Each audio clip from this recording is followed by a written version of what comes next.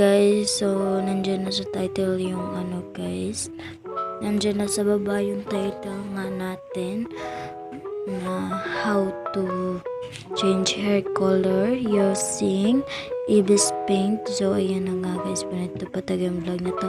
Let's start. So ayan guys, so ayan yung ibis paint, so pindutin na natin yan. And pindutin natin tong my gallery. Yan. So, ganyan guys. And then, pindutin natin tong plus na. And then, pindutin din natin tong import picture. Ayan. So, maghahanap lang tayo ng picture na gagamitin natin guys. So, yung gagamitin natin na picture ay ito na lang para madali. Ayan. And then guys, pindutin natin tong may one. Ganito. And then, itong plus guys, pindutin natin yan. Wag tong may box na plus guys, itong plus. Ayan.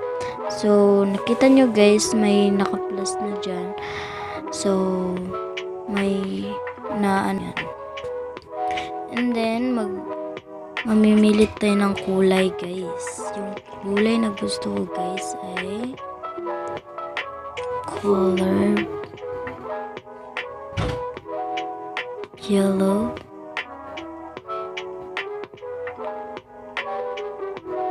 And then, lakihin natin yung And then, pwede ka na magkulay. Let's start.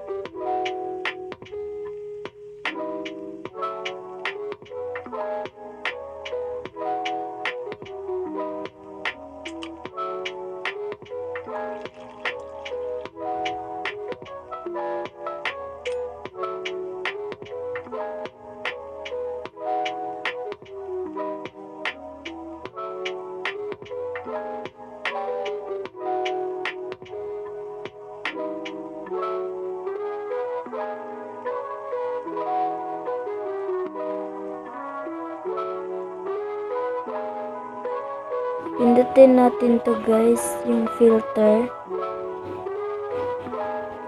And then tong blur. Then split natin tong, pindutin natin to, and then tong and then itong overlay. Ayan. So ito yung naging itsura niya guys.